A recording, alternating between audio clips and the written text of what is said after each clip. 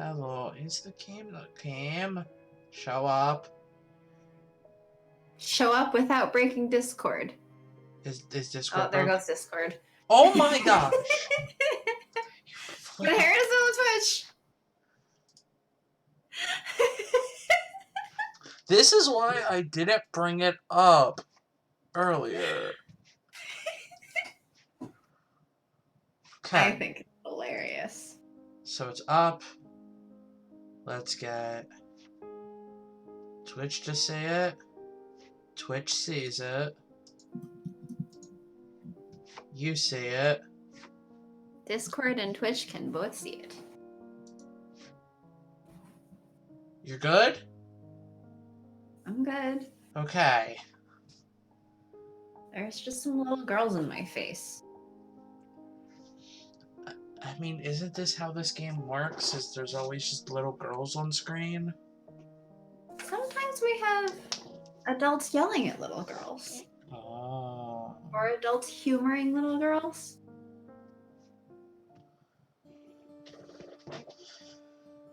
Alright, it's your turn.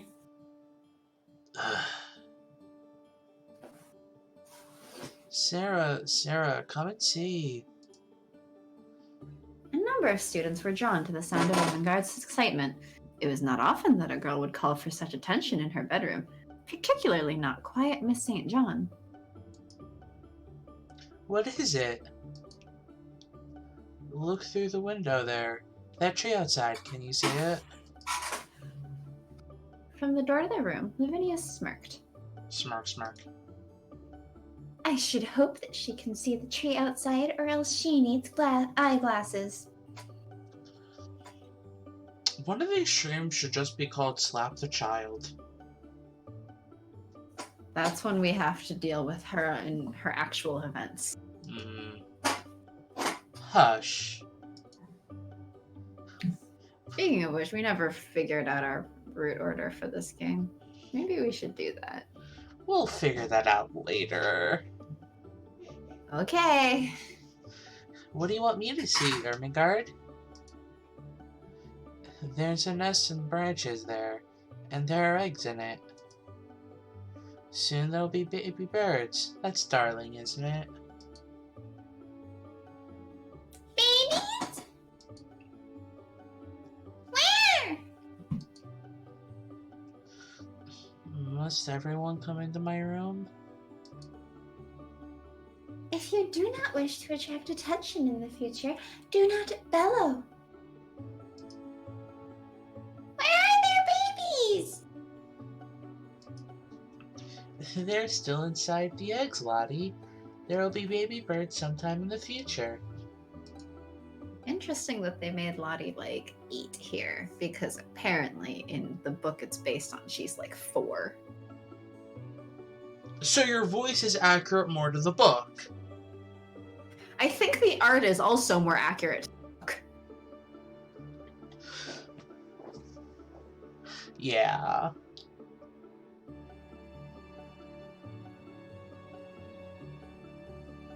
Well?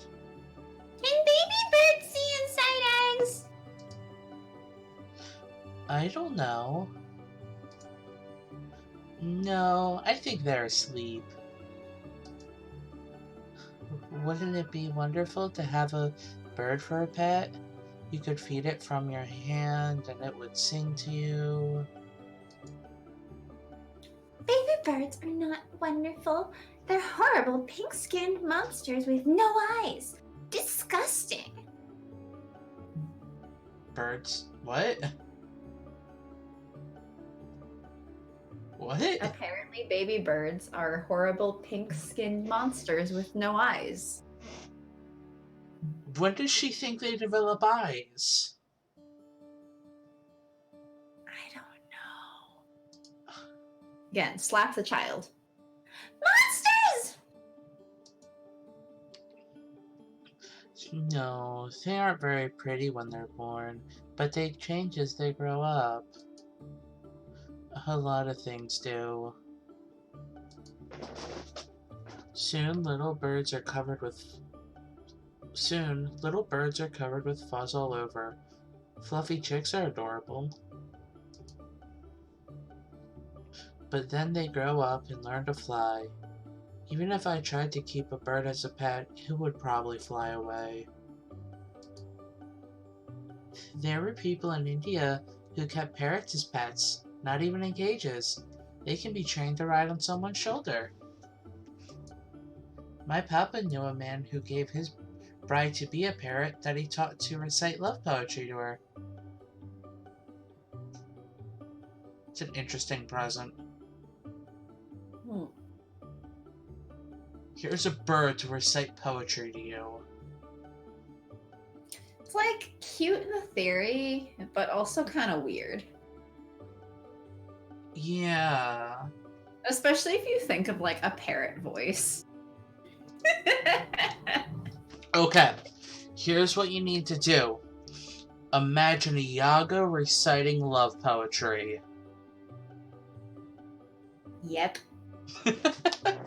Iago going, "Wherefore art thou, Romeo?" Except in Iago voice. I don't have a good Iago voice. Would you like to do it?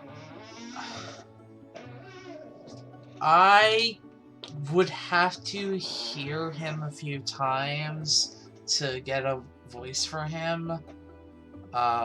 Because Gilbert Godfrey, who does the voice of Iago, has a very distinct voice. Yes. Yes. How romantic. I don't think a bird is a very romantic gift. What if she didn't want a pet? What if it pulled her hair?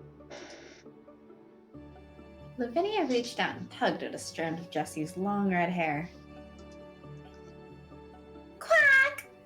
My beloved is mine, and I am hers. She feedeth among the lilies. Quack! Slap the child? Huh? Oh my gosh. I mean, she's basically making the same point that I just did, though. Stop that. She's blushing. She's blushing hard. Yay! She swatted Lavinia's hand away. Are you gonna take one of the eggs out of the nest to raise it? Oh no, that wouldn't be right. Little birds need their parents to survive. Jessie combed her hair back into place with her fingers. At least until their parents shove them out of the nest. Birds do that, don't they? Do they, Sarah? Only when it's time for the young one to learn to fly. After all, they can't stay eggs forever.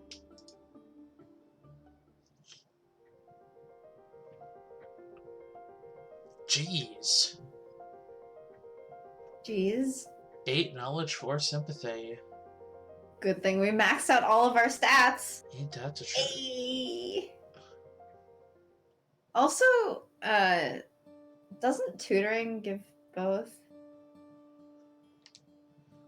I forget. I think it does. Anyway, rejoin. Sarah? Oh, Sarah, look. Look what I have. Ermengarde rocked rapidly on Sarah's door with one hand, while the other pinned her treasures against her chest. When Sarah opened the door, she was surprised to see her friend clinging with such enthusiasm to what appeared to be a pair of books. Ooh. Certainly, books would be worthy of Sarah's excitement, but in Ermengarde's hands, they seemed more commonly to be useless weights tying her down. Your father sent you something else? Oh no, these aren't from my father. May I come in? Of course! She held out her arm in elegant invitation, a hostess in miniature. I'll have Mariette fetch us some tea and cakes. Oh, how I miss Mariette. Oh, no cake for me, please. You were saying? There she is! She ducked her head as she walked into Sarah's room, then again to nod a hello to Mariette. It's just that my mother is always sending me hampers of sweets, even if I don't want them. I'd rather have bread and butter, if that's alright. Of course it is. It will return shortly, mademoiselle. This is week 10 or 11, so we still have a few weeks. This is 12 or 13, I thought. Let me... Oh, it is 13. I thought it was much earlier. No. Because I think 10 or 11 is when Mariette stopped having events. Yeah, so we still We've have, like... done a few of Ermengarde's already. So we still have another week. Yep. Sarah pulled out a chair for Ermengarde, who was still cradling her burden. Are those books something your mother sent then? No, these are from my mother's sister, my Aunt Eliza. She lives in the countryside. She never married, so she inherited my mother's parents' property, and she lives there alone, except when she visits my mother.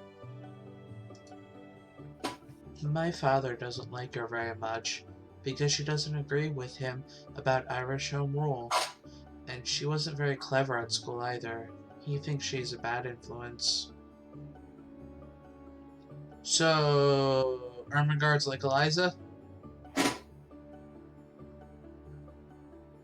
Mm-hmm. I like her. I wish you were always visiting. When I go home, my father is always asking me things like, when did Edward III ascend the throne? And who died of a... Of a what? Of a surfeit of lampreys? Lampreys? I don't know. Okay. And then my mother says, Dear me, Ermengarde, you are very fat in size. Aunt Eliza takes me riding and talks about the hunt and Rover and Skipper, her dogs, and her gardens. She sent me these. Ermengarde laid out the volume. Ermengarde laid out the 2 volumes for Sarah's eyes. No, there was only one cloth-bound volume. The other, though a similar size and shape, was in fact a pair of wooden blocks wrapped around with leather straps. It is for flower pressing. You press the flowers tight between the wood blocks and squeeze out all the water inside them. If you put a sheet of paper inside, sometimes the petals will color it like a print. When the flowers are dry and flat, then you can frame them or stick them to the pages of a book with some egg white. Interesting? Wait, you've never heard of flower pressing? No? We did it when I was a kid during like school or something to make like a bookmark. Okay, you also have to remember, our school experiences were very different.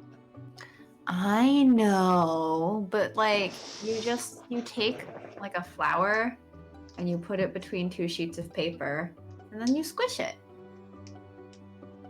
And then the dye from the flower, like the pigments of the flower, come off, and so you're left with like basically a light colored version, depending on the flower, in the shape of the flower petals. And sometimes the stems or something. Interesting. It's pretty.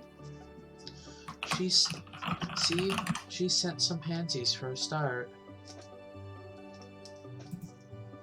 Ermengarde spread open the pages of her book, and Sarah bent her dark head to take a closer look. Oh, you can still see all the little veins in the petals. If you dry them when you press them, they don't shrivel up. What a charming hobby. Your aunt is very wise. It is good to know that Ermengarde does have a relative she is fond of. If you'd had a flower press when you were in India, then you could have saved some of the flowers. When I go back there after I finish school, I'll have to press flowers and mail them to you. Go back?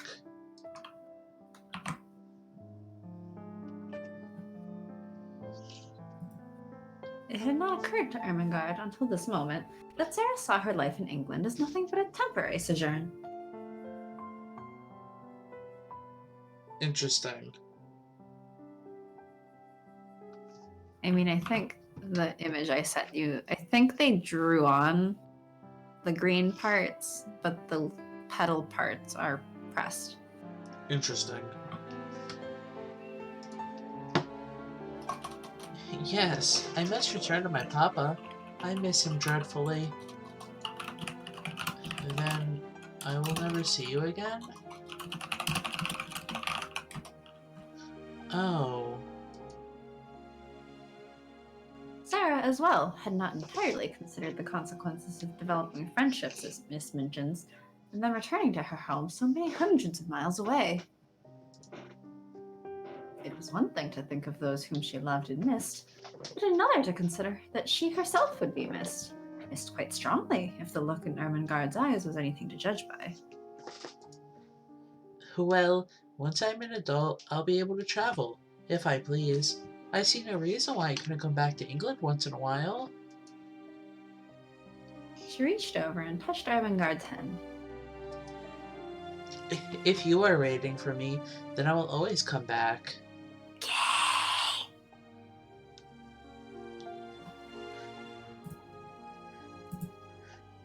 With you by my side, I won't need to come back. Better? What? Even gayer?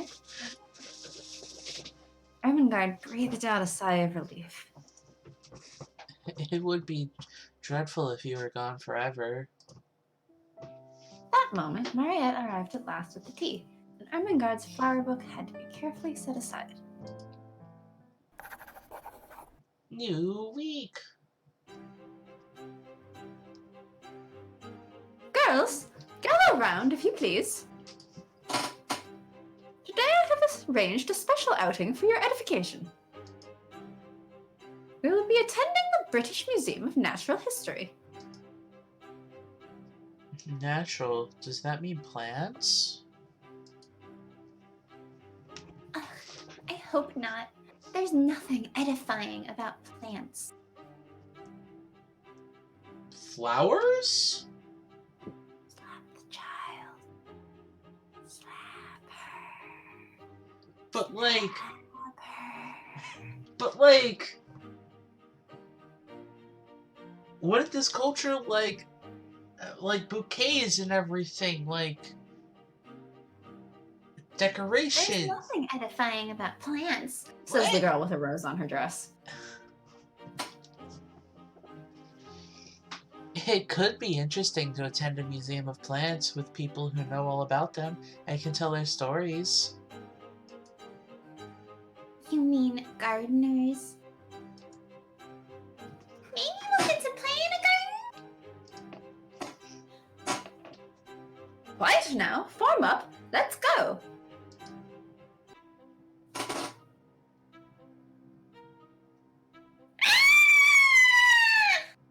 Wait, That's not a plant. Lottie's face in pure despair, but look at Lavinia's.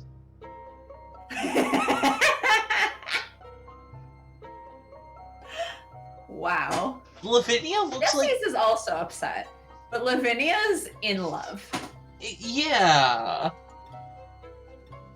It's gonna eat me! It can't eat you, Lottie. It's not a real dinosaur. It's a former dinosaur.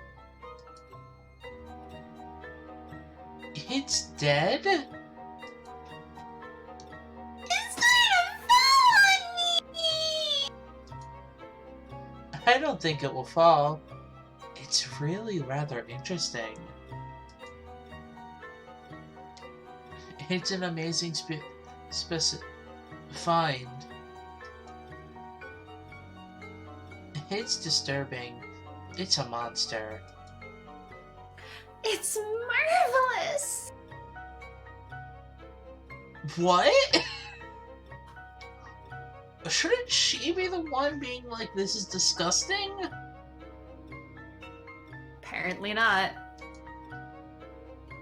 Jessie shivered and took Lottie's hand in hers. Come on, let's go find something to look at that isn't dead.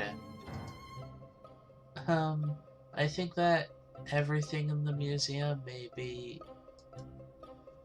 Then we will look at the walls. They are rather pretty walls. You'll look at the exhibits with me, won't you, Sarah? Yes, of course. Are you coming, Lavinia? No, I want to look at this one a while longer. Jeez. She's like actually in love. I'll catch up with the two of you in a few minutes. Jessie has some competition. Look, Lavinia clearly loves this dinosaur far more than she cares about Jessie. Yeah. Two? You are here, aren't you? Right. Sarah wondered if this was the first time that Lavinia had ever preferred Ermin's company to Jessie's. Ouch. I mean, good for Jessie to just blow off Lavinia because she doesn't like the thing.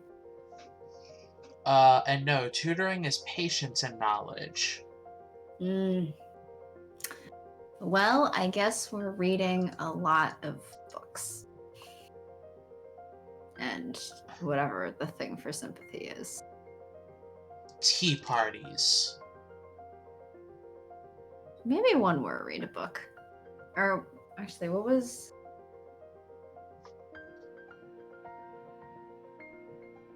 What's under tutoring? Is... Gain knowledge equal to patience, gain patience that's equal to useful. knowledge, and gain 2 patience and 2 knowledge. That's too risky. Exactly.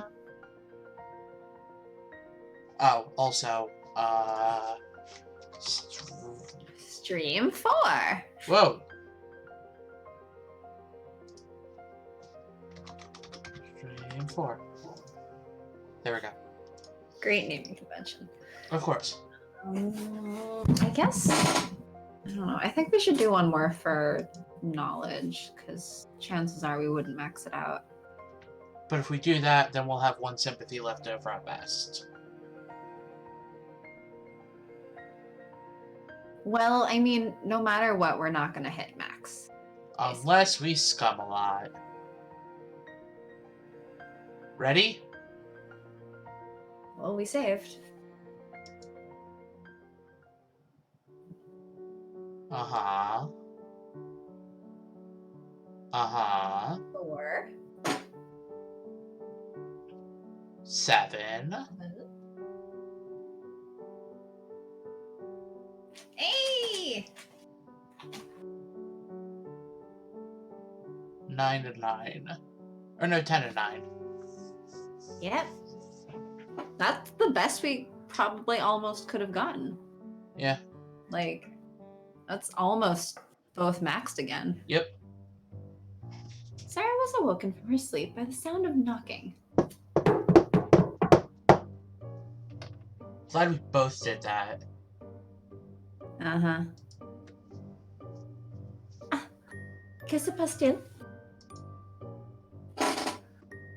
It's alright. I'll get the door. Lottie? Sarah, Mama! The younger girl clung to Sarah.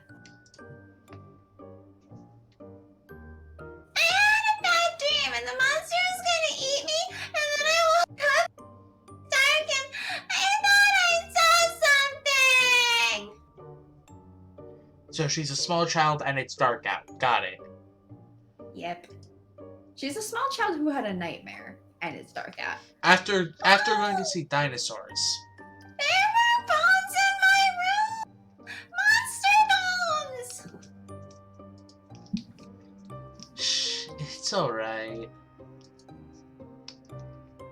Mariette, where are my slippers? The maid brought the fluffy white shoes for Sarah to slip her feet into. I will walk you back to your room and show you that it's safe. It's gonna turn out that Lavinia was being a bitch. I mean, what news would that be? The only news would be her going to the extent of breaking into someone else's room in order to be a bitch. Yeah. They went into the hallway together, two little girls in the dark. You're not mad? I woke you up. Well, I went to sleep, but you want to. I want to sleep, but you want to sleep too. And if you're too afraid, you can't sleep. But if I can help you, then we both can. Lottie blinked her eyes a few times, but said nothing. There we are. See? No bones, just a tree's shadow. Right. She paused at the door.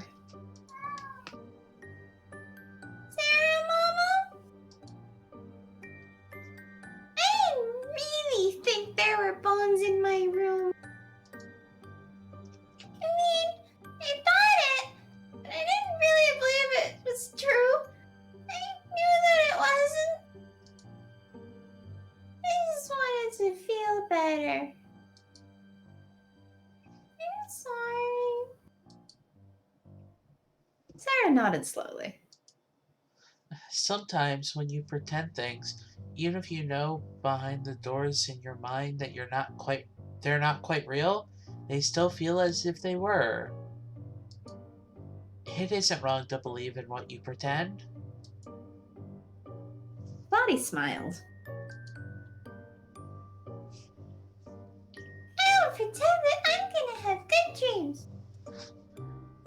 That is a very nice thing to pretend. I believe I will too. And with that, she returned to her bed. Alright, one more For now. for now. Oof, that's a lot of vigor, though. Vigor is the hard one to bring up. I'm almost tempted to say, like, we should just pick some. We could skip this week. Huh? We can skip this week. On one hand, it feels like a waste to skip, and on the other hand, we're gonna probably be going through everyone anyway, eventually. Exactly. And I think what you brought up said that, like, you have time to do 2 or 3. That's what the game said in the tutorial thing that popped up. So, like, we could skip this week. Although I think what it said was to focus on 1 or 2, not 2 to 3. But still, Still, yes. there's probably... Yeah, because the other thing is that she spends belief, but the next week's event, Mariette is back, and that requires 8 belief.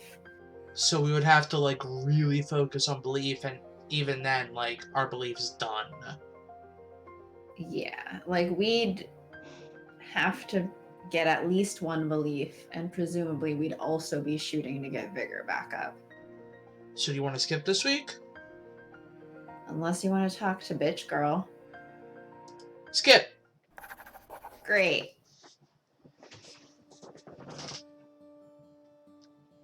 Mademoiselle, hold out your arms like so, if you please. Sarah extended her arms, letting them drift into ballet second position. I don't know which one second position is. Second position is where you have your arms out to the sides. Oh, okay.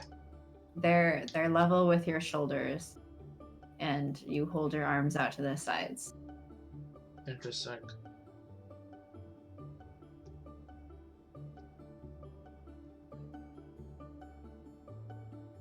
Now, over your heads so I can see the fabric stretch. Mariette was making the final adjustments to Sarah's new pink dancing frock, after pointing out that Sarah's change in height meant her old ones no longer fit just so. A touch just there. Take it off again, if you please, and I'll have it done before your next lesson. Sarah wriggled free of the soft fabric and handed it over. It's such a beautiful color, and the skirt is so light. Dancing in that, I shall feel like a pink butterfly floating on the breeze, or a fairy princess with wings like rose petals. Roses. That is what it needs. A wreath of roses for your head. I will find some buds at the florist's. The mental picture of herself decked out in a pink dancing frock with a crown of flowers was so delightful that Sarah laughed aloud. Sometimes life is so beautiful. I wonder if I have pretended it into being. Mademoiselle does have a very good imagination. No, it is the magic. The magic shapes our lives and makes everything wonderful. Did they still believe in witches in this time period? Yes, I think. Sarah's gonna get herself burned at the stake. I think. Well, this is after Joan of Arc, because they mentioned that, and she was burned for, was it heresy and witchcraft or some garbage like that? Witchcraft, mostly, I think. I mean, some degree of heresy. I mean, she said that she heard the voice of God. There was gonna be a degree of heresy in that, to the English. But I thought witchcraft was one of the French. Yeah. But I think witchcraft was one of the charges, so I think it still was a thing in this time period. Sarah's heart was lighter than a feather.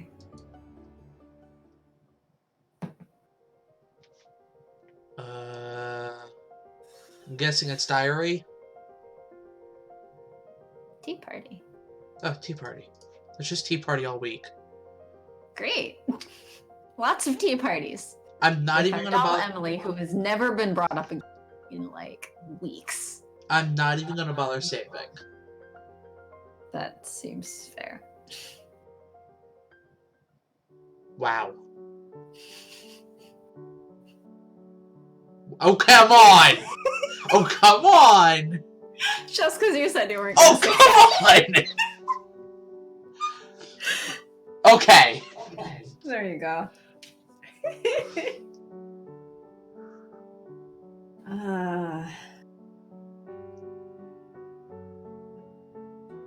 All right, sympathy's still the one we got the most of. But that was like Hilarious. a major scare. I think the word you're looking for is fucking hilarious. Language. Sarah's rooms at Miss Minchin's seminary were not like the rooms of ordinary pupils who are meant to be satisfied with simple necessities. There were pictures and books and curious things from India. There was a sofa and the low, soft chair. Emily sat in a chair of her own, with the air of presiding goddess, and there was always a glowing fire and a polished grate. There's Emily, finally mentioned again. Because the room was such a nice, bright, pretty place, the little scullery maid known as Becky liked to save it until the end of her afternoon's work. If luck was with her, she could snatch a few minutes to sit alone in the soft chair and look around, thinking about the wonderful good fortune of the child who owned such surroundings. On this afternoon, when she had sat down, the sensation of relief to her short, aching legs had been so wonderful and delightful that it had seemed to soothe her whole body, and the glow of warmth and comfort from the fire had crept over her like a spell. Her hard-working young body was tired past the limits of endurance. As she looked at the red coals, a tired, slow smile stole over her smudged face. Her head nodded forward without her being aware of it, and her eyelids drooped. Uh-oh. Thus it was that when Sarah returned to her rooms, her mind full of song and dance, she found an empty coal box on her floor. made so deeply asleep that she might have been an enchanted princess. Uh-oh. That could make her in trouble. If it was anyone besides Sarah, yeah. Oh, that poor thing.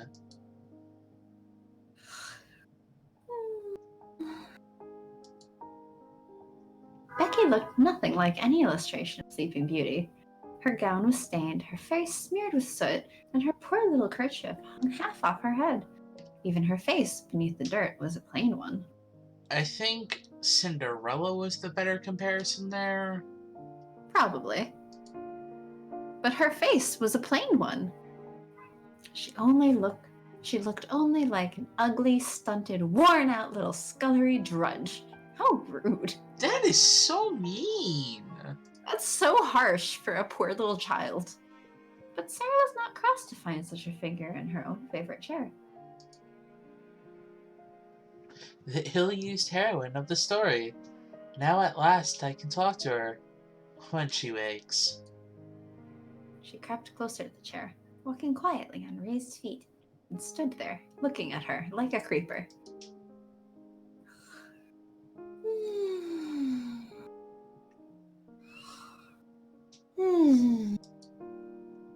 I wish she'd waken herself. I don't wish to waken her, but Miss Minchin will be cross if she finds out. I'll just wait a few minutes. She took a seat on the edge of the table and sat swinging her slim legs. If Miss Minchin came looking for Becky, she was sure to be scolded. But she is so tired. So tired. At that moment, Sarah's indecision was interrupted by a popping sound from the fire. A piece of flaming coal had broken and shifted.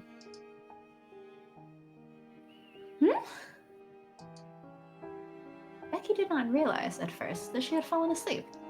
She only remembered sitting down for a moment in a gentle glow. And now here, she found herself staring in wild alarm at the wonderful pupil who sat perched quite near her like a fairy.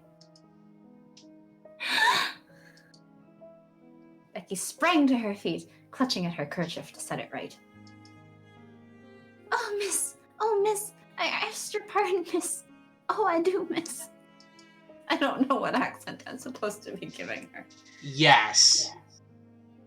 Sarah put her dainty feet on the ground and stood.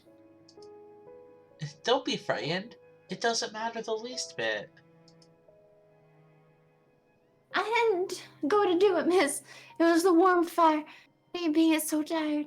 It weren't impertinence. Sarah broke into a friendly little laugh. You were tired. You could not help it. You're not really awake yet. Ain't you angry, miss? Ain't you gonna tell the missus? No, of course I'm not. No, I shouldn't have touched your things, miss. Sarah shook her head. Why, we are just the same. I am only a little girl like you. It's just an accident that I'm not you, and you're not me. An accident, miss? Have you done your work? Dare you stay here a few minutes? Here, miss? Me? If your bedrooms are finished, perhaps you might stay a tiny while. I thought perhaps you might like a piece of cake? Cake! Me! Yes, of course. She's got such sparkly looking eyes. Spark, The next 10 minutes seemed to Becky like a sort of fever dream. The show pupil opened a cupboard and produced a thick slice of cake, all for her, and actually seemed enthusiastic about watching Becky eat it. That's really creepy. Also, why does she just have slices of cake in the cupboard? Because she's rich. But the cupboard is not the proper place to store cake. And Mariette always seems to have to go to the kitchens to fetch cake for her. So why is there just a slice of cake randomly stuck into the cupboard? Maybe I feel like it would have gone bad.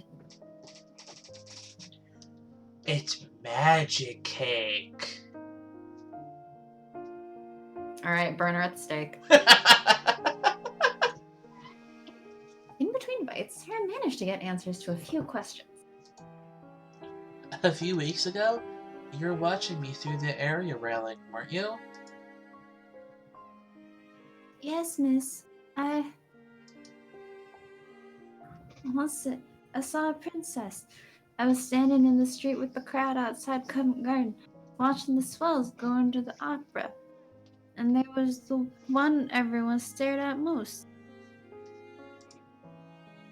They says to each other, "That's the princess." She was a growed-up young lady, but she was pink and lace all over, and flowers and all, pretty as anything. That's what you looks like, miss, that day. You looks like her. I've often thought that I should look like to be a princess. I wonder what it feels like. I believe I'll begin pretending I am one. Ain't you already? From elsewhere in the school, there was the sound of a door slamming. Uh-oh. Oh, miss! Gotta go. Come back someday when you have more time, and I can finish that story you were listening to. I'm always putting new bits to it in my head. Oh, miss, if you do that, I won't mind how heavy the coal boxes was, or what Kugma had done to me, if I have that to think of. I think she's gradually becoming Southern. American Southern. You do you? That's not me, but I will give her an American Southern accent, I guess. She popped an awkward little curtsy, grabbing for her kerchief when it slipped again, and then hurried from the room. Aw. Mariette's back. And we have Becky now. Becky? Or Mariette? I think we're going after Mariette this run through, so we should probably focus on her first.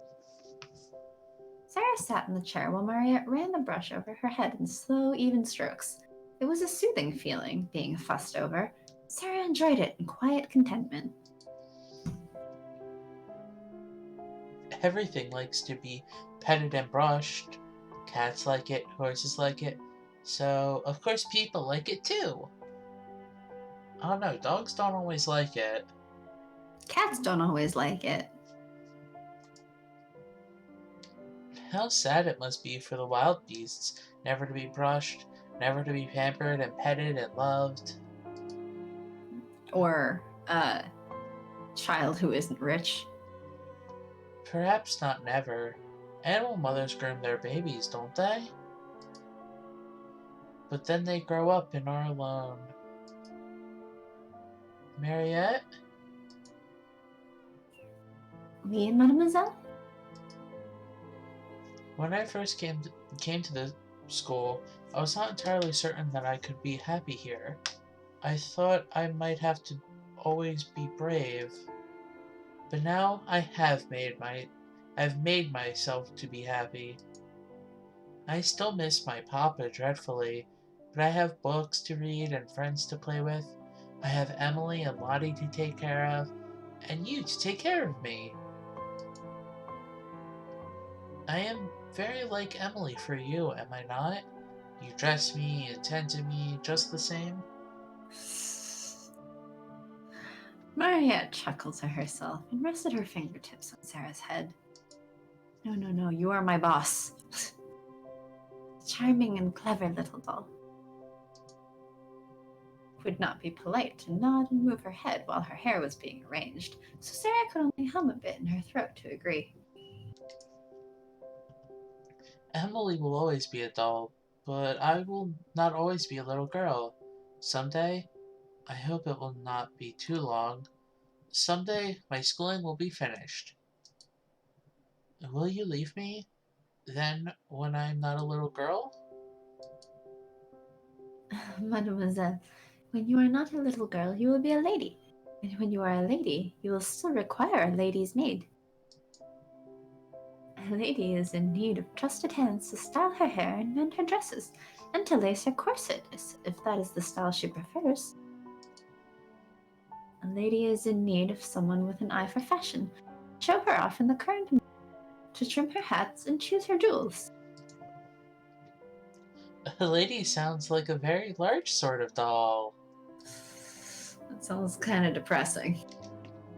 As long as you need me, I will be here. I mean, As long as your father can continue paying for me. Because this is a job. And you are my boss. even if I return to my papa's house in India? You said before that you did not wish to live in a gentleman's house.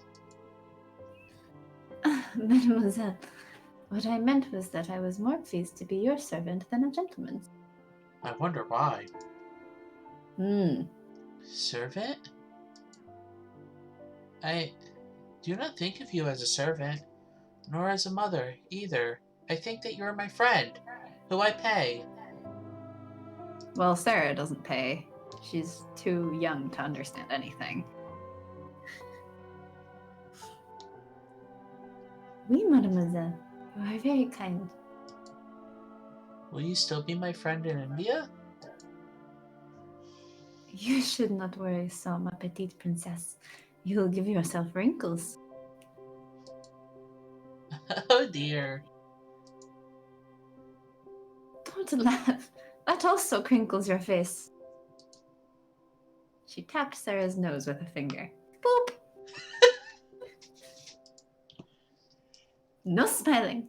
Still face, still face. I can't keep it still when you're making me giggle. Mariette clicked her tongue disapprovingly, even though she's definitely smiling and kind of blushing. Kind of? Well, not as brightly as Jessie does. Yeah. Perhaps I am no good then. I shall have to be more gloomy. No, you're very good. I am the most fortunate of girls to have you with me. As long as you have need of me, I will be at your side. She set down the brush. There, do you see? Your hair is gleaming. Yes. Before Mariette could turn away, Sarah reached out and touched her arm. Will you read to me again? Oui, mademoiselle.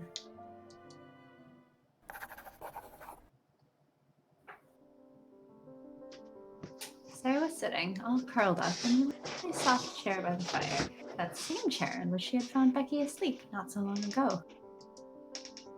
Her stockinged feet were folded up beneath her elbows on the chair arm, and her chin in her hands. If I were a princess, a real princess, I could go among the populace in a grand coach and scatter largesse? Yes. Never seen that word before in my life. Really? Yes. Basically, it's like scattering riches in the crowd.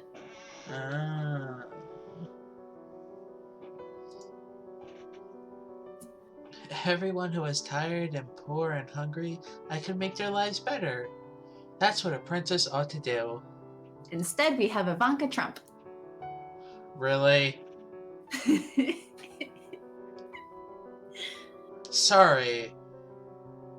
I don't think we technically have princesses in America. Really? But Yeah. she seems to think so. No, I don't think we technically do. She seems to think she is one. She also seems to think that it's a good idea to take taxpayer money and put it into their own pockets.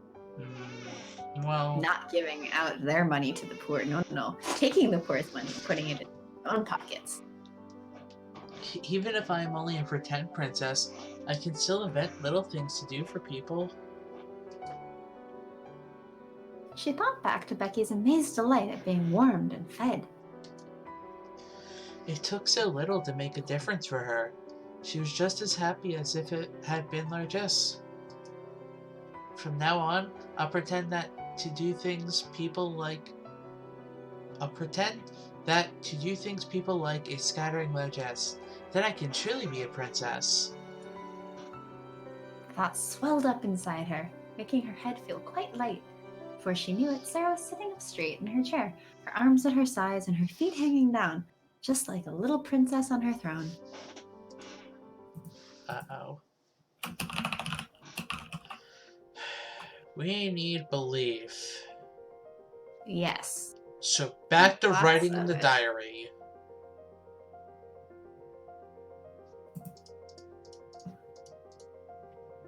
I should probably save. Probably, just in case. Ready? Mm-hmm.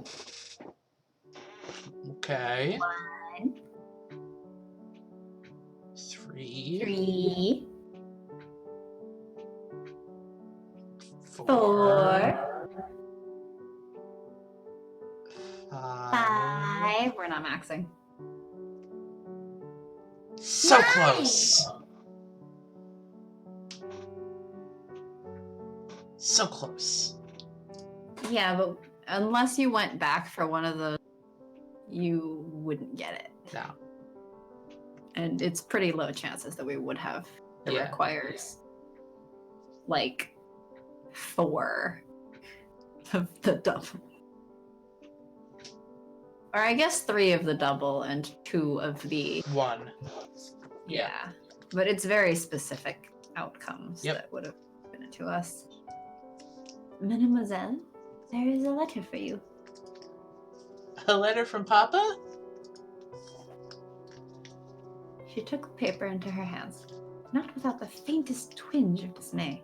She was glad, beyond glad, to have word from her beloved Papa, and yet such a letter made her realize she had not much thought about him for days and days. Yeah, she hasn't. Even though she is literally constantly. Yeah. Papa would be glad that I had found so many things to fill my days. I should not feel upset. Banishing guilt, she drew out the letter and began to absorb its contents. My dear Aren't you little... excited? You get to be a guy voice again. I can use my normal voice! Okay, there. Okay, there what? Technically, my normal voice is a guy voice. Yeah, it's not a Papa voice. It would be if I was a dad. Yeah, but you're not one. That's my point. My dear little missus.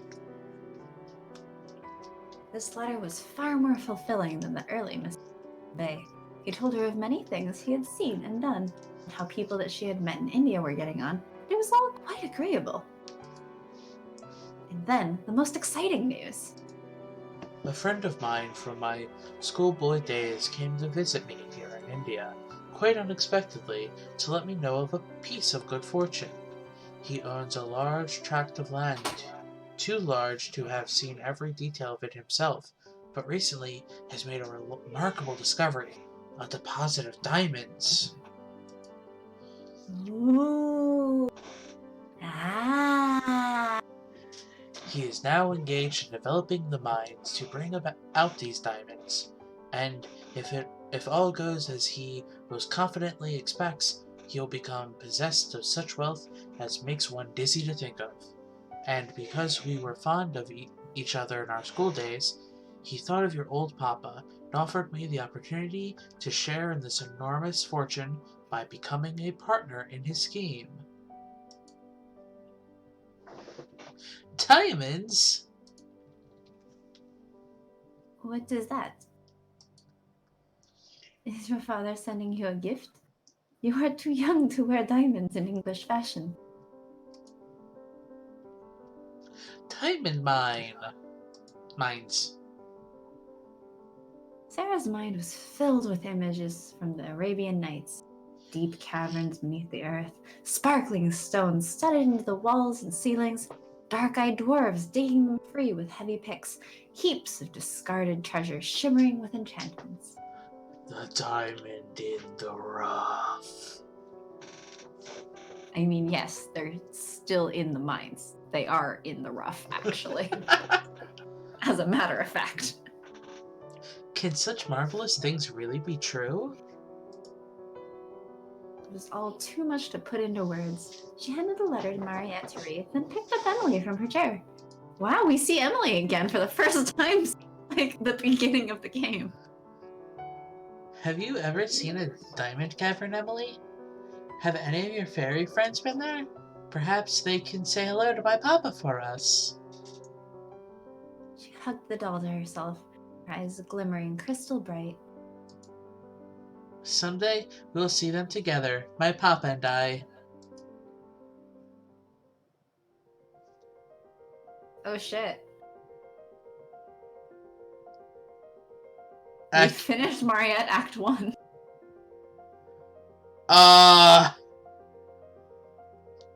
Guess it's to Ermengarde. Not Becky?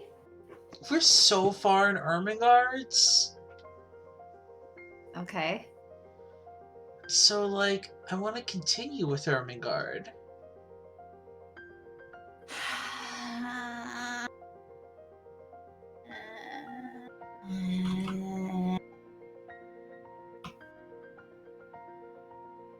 What? Do you want to continue doing your southern accent? It's just 8 is so much bigger. Too bad, so sad. Fine. You can go back to voicing both of them. Sarah, would you like to go for a walk? It is a lovely day. Well, no, it is not a lovely day, but it is as close to a pleasant day as we are likely to have in London. And nice girls always say it is lovely if they wish to go out. And I wish to go out with you, if that's all right.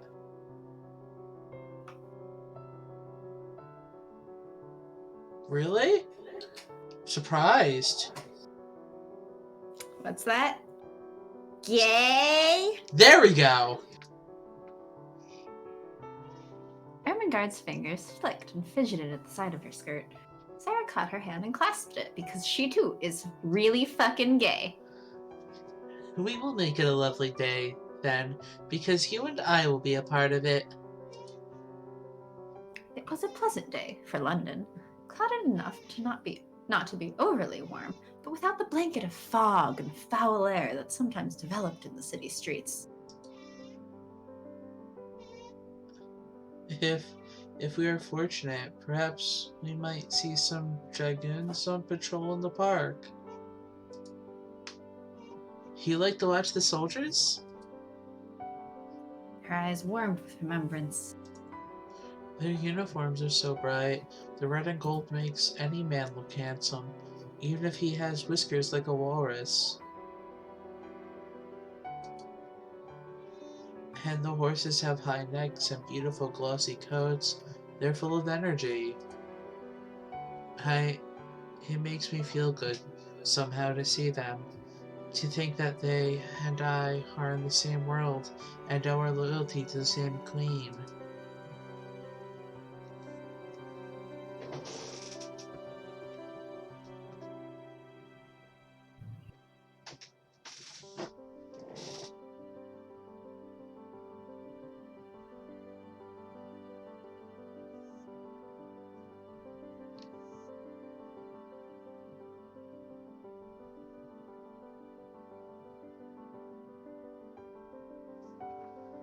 Yes, that is how I felt sometimes when I saw Papa Joe with his regiment.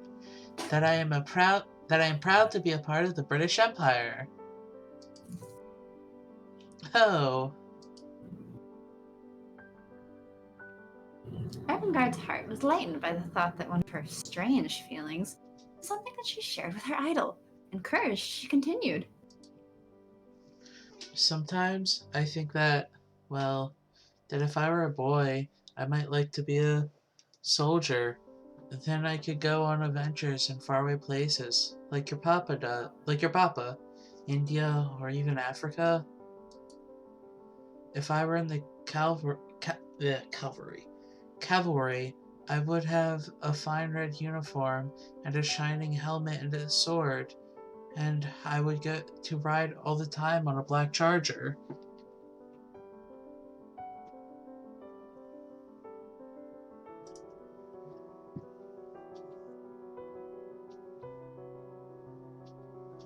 I wouldn't feel so big and awkward all the time. Then I could feel strong. I think it might be nice to protect people, to protect my country. Sarah was caught up in the vision.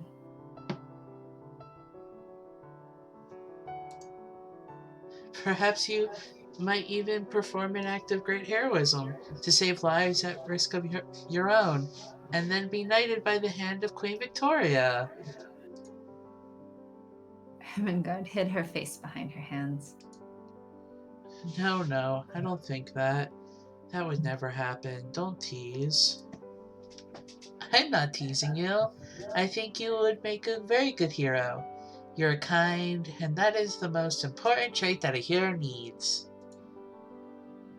But do you really wish that you were a boy? Oh, I don't know. Not really. Besides, if I were a boy and a soldier, my father would still be disappointed in me. How sad is it to forever feel that your father is not proud of you? Not sad when you get over it? Hmm? Nothing? Sarah? Yes? The next time that I go to visit my family, will you come with me? I'd like to be able to show you parts of England that aren't London. Maybe we could even go and see my Aunt Eliza. The countryside is so much nicer than even the parks here. We could go through the woods and look for berries and mushrooms and... She reined herself in. You don't have to. Only if you wanted. Sarah stopped in place. She turned to Ermengarde, placed her hands on her shoulders to make sure that her friend was looking. I would love to go to the countryside with you. She let go of Ermengarde then and laughed, a gay, bright sound that made the other girls smile to hear it.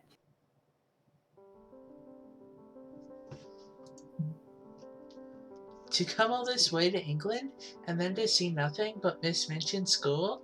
Surely that would not be right. Oh, Sarah, it will be lovely, truly lovely. Not lovely because it is the polite thing to say. Only, do you have any old clothes? If we were to hunt in the woods or lie in the grass, you might not want to wear your best frocks.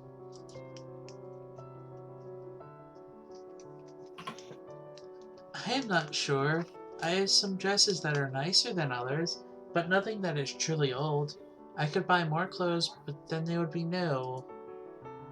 Mariette says that I am growing a great deal right now, though, and that soon I'll not fit into some of my frocks. So I suppose that I will have old clothes then. You could borrow mine if you wanted. If you outgrow something, then it might not fit you at all. But if I outgrow something, then for you it might be fine. Thank They're you. not the same size, though.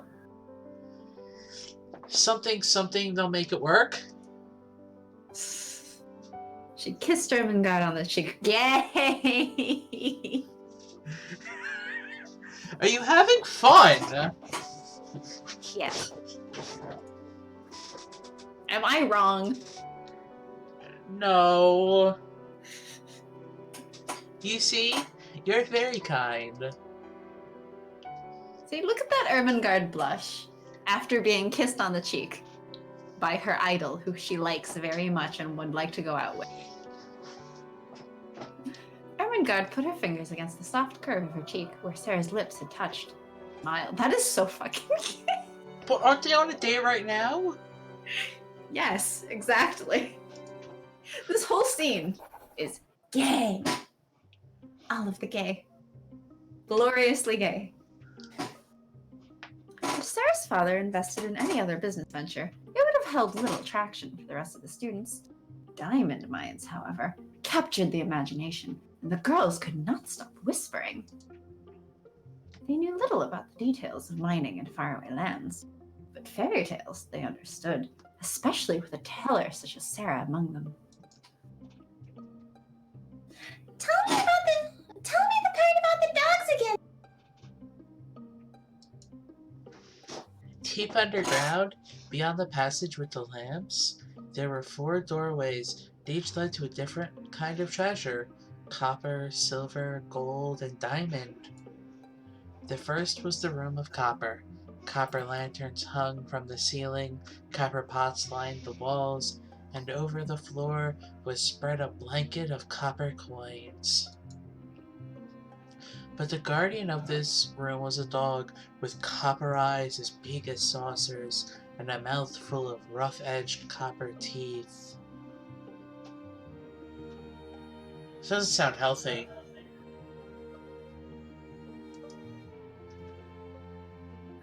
Not everyone was quite so caught up in wonder.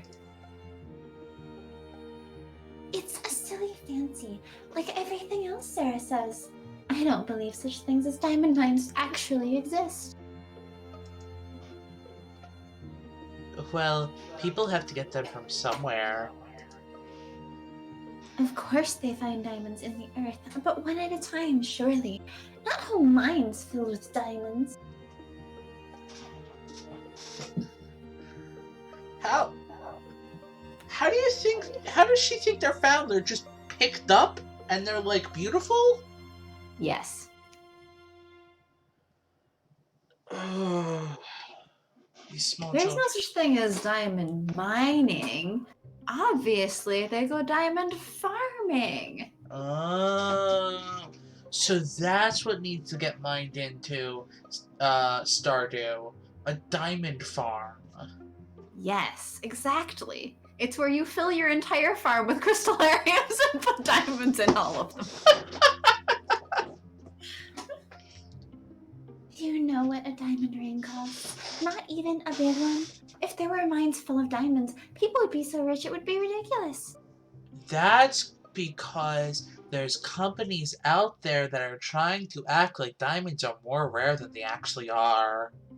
Yes. Also that those companies are full of the people who are so rich it would be ridiculous. Yeah. They are so rich it's ridiculous, as a matter of fact. Perhaps Sarah will be so rich that she will be ridiculous. She's ridiculous enough already. Lavinia, do you hate her? No, I do not. But I don't believe her. Conversation died as Mr. Minchin walked into the main hall. Girls, gather around, please. I have an announcement to make. We've had some very exciting news regarding a parent of one of our pupils. Starting from today, Sarah Crew will be leading the procession whenever we leave the school grounds. You will look to her as your example. Just because her dad got a little richer? Yep.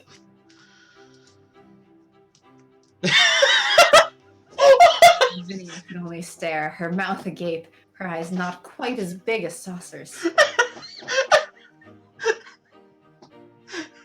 She's so upset. She's just like, what did I just hear?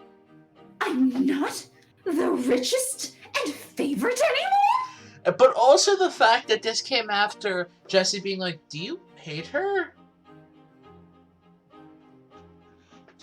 If she didn't before, she does now. Looks like Miss Minchin believes in the diamond mines. How dare she? Vea clenched her fists against the fabric of her dress and forced a tight smile onto her face. She walked up to take her new place in line. It appears that I will now be walking behind you, Sarah. Oh. It wasn't my idea. Wasn't it, though? She said nothing more. Slap the child. What's that? Lavinia wants to slap Sarah?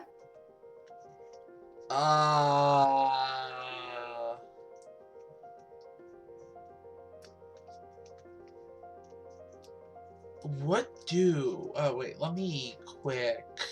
Save. Yeah. What do... Vigor. Vigor belief. Okay, but like... Wasn't practice dance? No, play with toys. Just play with toys? I think one rain diary. It's a good thing we've saved. Okay. Oh, great. We need to believe anyway. Okay.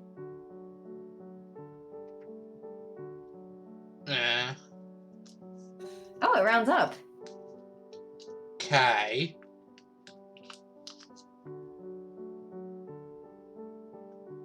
Okay. Great.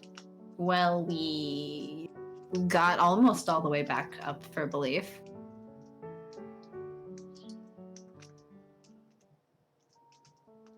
Sarah found Ermengarde in the main hall, wiping tears from her eyes. What is it? Is something wrong? Oh, Sarah, do you remember the nest of eggs we saw in the tree a while ago? Oh, did they hatch? Yes, 2 weeks ago, but it's dreadful. What's dreadful? Tybalt, Miss Minchin's cat, he got out and climbed the tree and killed the babies. What? Oh no! They were too young to fly. He couldn't fly away. I don't know if he got them all, but those poor little things. Sarah's sorrow was more for Ermengarde's disappointment than for the birds. She had only ever seen them as eggs in a distant nest, never as living creatures, and expected them to fledge and be gone before her thoughts returned to them. But Ermengarde had spotted the nest from her own window, had clearly returned to that window time and again to watch over them, had imagined for herself the companionship they might have shared as pets. Ermengarde had made the baby birds a part of her life without disturbing their freedom, and for her it was true loss. It's not Tybalt's fault. What? It's not Tybalt's fault. It's just a cat. Cats bite sometimes. I didn't. She wiped a hand over her wet face. I didn't say I was angry at Tybalt. People can be sad when bad things happen without having to blame anyone for them. Sometimes it isn't anyone's fault.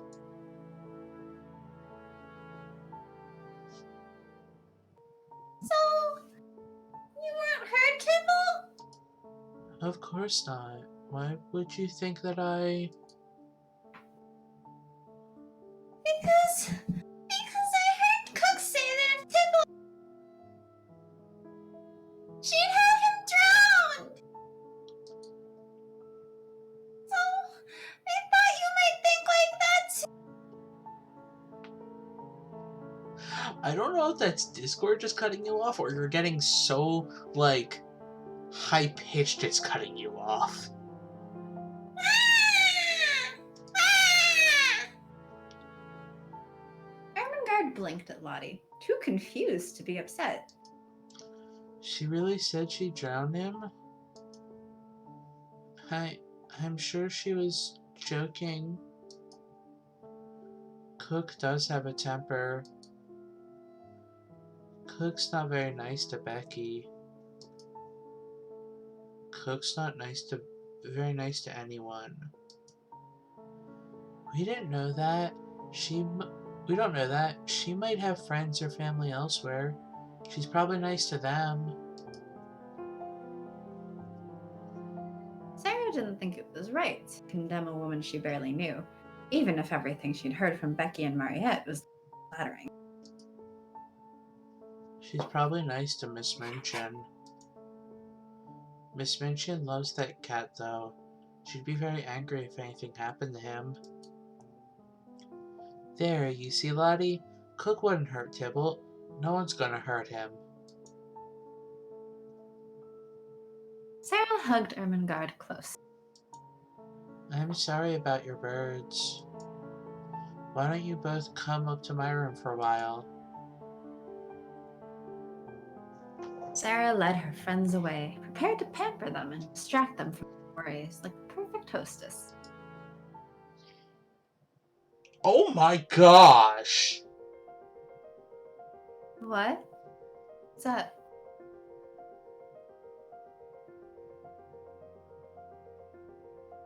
All the... No. What? No. No what? Why? I'm going for it! Why? Because! We can't get both endings, you know. Okay, and... What would you rather me do? So many stats! Okay, but knowledge is pretty easy to get back up. Patience isn't that bad. Okay, we're still working on vigor. What would you rather me do? Becky. Okay, but if we start Becky's, then...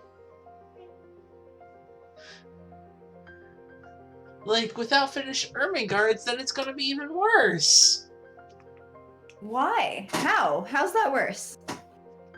Because then when we eventually get to Ermengarde, there's so much we'll have to redo.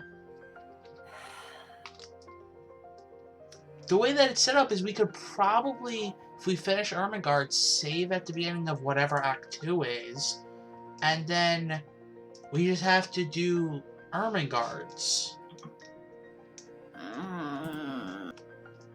You know? No, I don't know.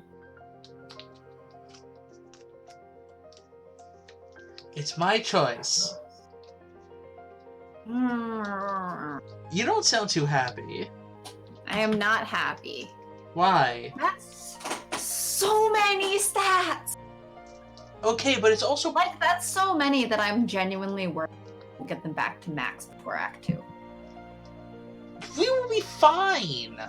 You say that, but we're gonna have to continue also doing more Ermengarde. Go. Unless this is her last one. Do you really think that? It's possible! It took so many to finish Mariette's act. I really think that this is going to be Ermengarde's last one. It is possible. It's extremely doubtful.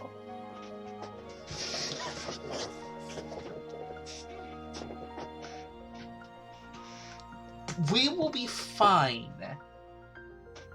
It was what you say now.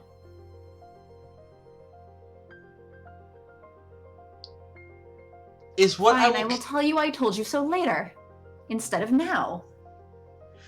No matter what, you'll probably say you told me so. But like this is 19 points of stats. Okay, but knowledge is like most of them are very easy to bring back up. Yet we're still working on vigor. Okay, but vigor is the worst to bring back up. Yes, we need probably at least a whole week to bring vigor back. And then we're adding 19 more on top of it. But a lot of those Right. you can get back Subtract simultaneously. these. We have 25 points to get back up. That's literally not doable in a week. Then we just won't be maxed next week. As much as I want to be maxed We're out, going to be even farther from maxed, is my point. as much as I love to be maxed out, like, we're not going to continuously be maxed out. Yes, but my point being, if we're not maxed at the beginning of Act 2, we're putting ourselves at a disadvantage. And we will get maxed by the beginning of Act 2. Is what you're saying now, but if we continue doing our events, they're going to keep spending our stats week to week to week. But if we start doing Becky's, who says that she won't ramp up on the ones stats that she needs? If she got to 19 points in one event, you win, but right now she's 5. Screw it, I'm doing Ermengarde's. I will tell you I told you so later then. And I won't regret a thing. I hope you realize that.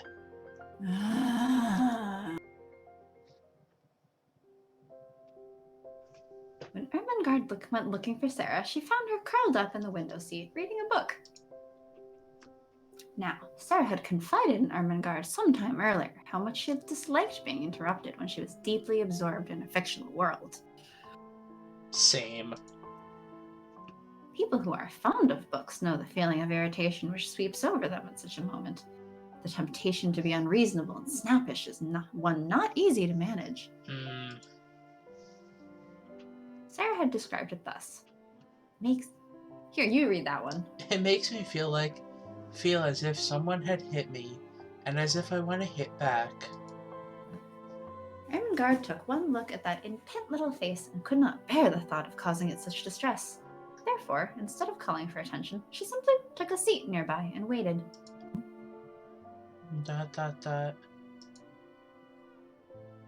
Because she had few friends among the students of Miss Minchin's select seminary, Ermengarde was not entirely a stranger to being left alone with her own thoughts. For the most part, she had diligently tried to turn that extra time to revision, thumbing through the pages of her lessons in the hopes that their wisdom would be imprinted upon her. In recent weeks, however, the distraction of Sarah, her stories, and the time that they spent together kept turning Ermengarde's attempts at studying into something more like daydreams. This did not help her lessons. It did not seem to do them much harm, either.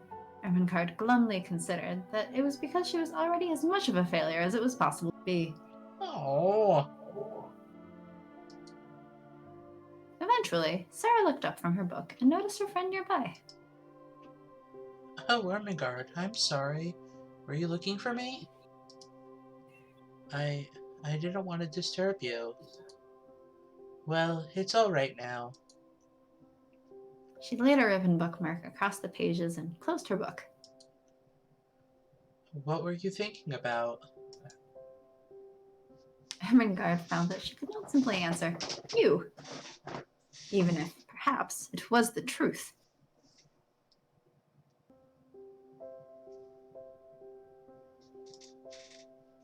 I was thinking about the museum that we went to. Do you remember the guide said that the flying dragon skeleton, the pterodactyl, was found by a woman? Sarah nodded. Mary Anning. I forgot her name. You remember the important part? Pterodactyl. She blushed and covered her mouth, ashamed at correcting Sarah in anything. But Sarah only nodded and indicated that The woman who found them wasn't even a lady, he said. She never went to a grand school. But she learned all about creatures by walking up and down the beach in Dorset and finding their bones. I thought, if we were planning trips around England, that perhaps we should go to the seaside. We could find seashells even if we don't find any fossils. Yes. Now the book was set aside on the window seat as Sarah's imagination drew her to her. There are cliffs along the coast of Dorset, aren't there? And where there are cliffs, there might be caves. And where there are caves, there might be dwarves, or trolls, or pirate treasure. Oh, don't. Ermengarde clapped her hands over her ears. You'll get me all confused again between what's real and what isn't. Well, until we've been there, we don't know what's real. There certainly have been real pirates, like Captain Strangeways or Isaac Gulliver, the king of smugglers. And it is possible that they might have left buried treasure in a cave somewhere. One of Sarah's books had included a history of wars, pirates, and weather-related sailing disasters around the Channel.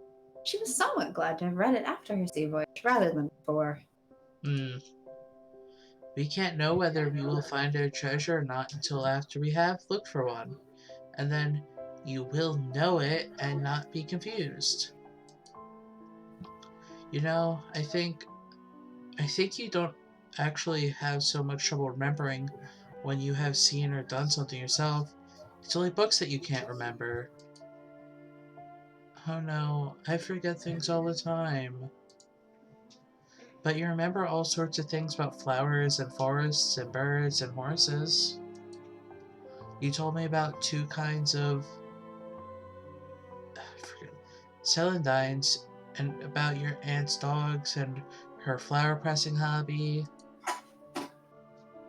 You remember where the fossils came from. You remember things that matter to you.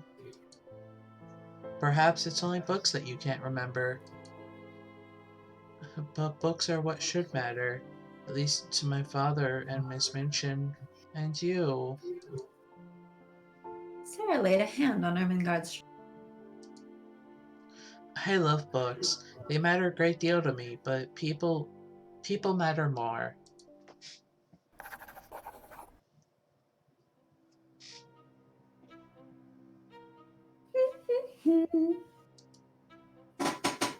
Lavinia strode through the halls, Tybalt clasped to her bosom, crooning little songs to him and paying no attention to any fur that might be shed onto her dress. She's been carrying that cat around all day. Gossiping about your betters, Ermengarde. You had better be careful. Bad little birds who squawk and squeal get gobbled up whole. Wow. Lavinia threw her head back and laughed. Tybalt stirred in her grasp, yowling faintly. Shh, my prince. Yes, you are a good kitty. Shh. That's what cats do, you know. They eat the weak. Sorry, I thought it was eat the rich. That's not for cats. Cats don't have capitalism. The sound of her humming marked her passage as she moved out of. I think she set that cat on the birds on purpose.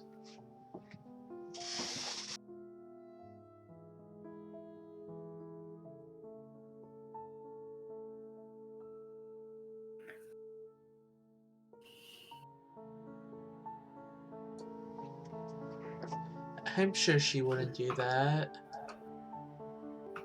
You heard what she said. She was laughing at me.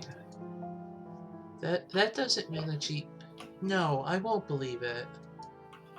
She said that she said what she said to taunt you, and that was very unkind of her, but she isn't a wicked person. Not really. It would be... Lies. What? Lies. It would be wrong to accuse her of something so dreadful. You're too charitable. Lavinia's horrid. I know you're always kind, and I'm glad that you are, but She doesn't deserve it.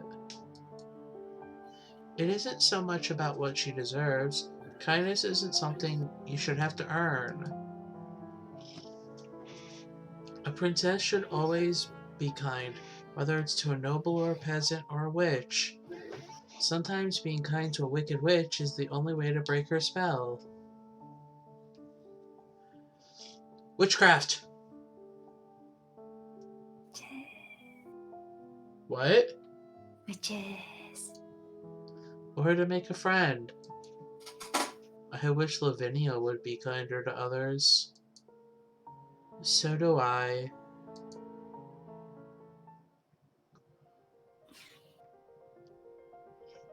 Look at her lovely stats.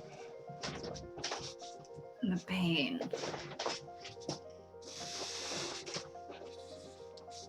Okay, I'm gonna read a book. Let's go tutoring. Write in diary.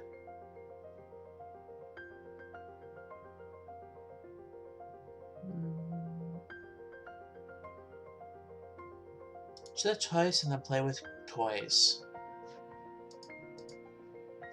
Does that sound good?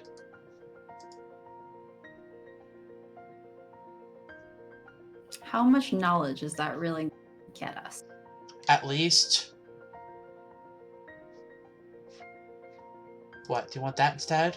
No. This instead?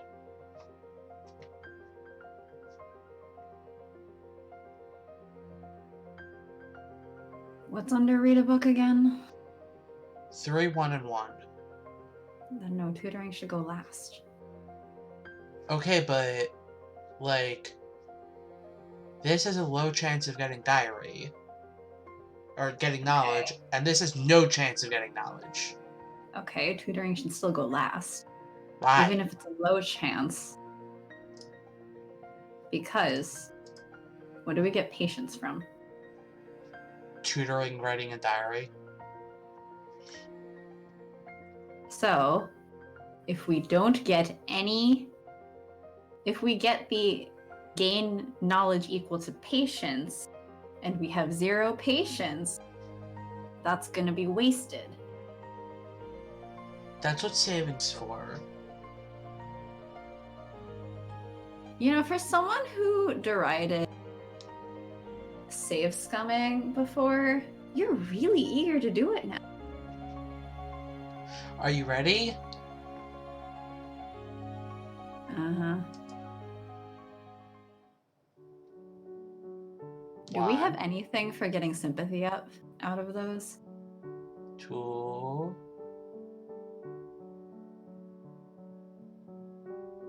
Great, we got some sympathy. Got some vigor.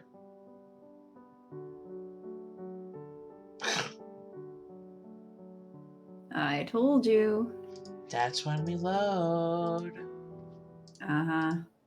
Boop, boop, boop.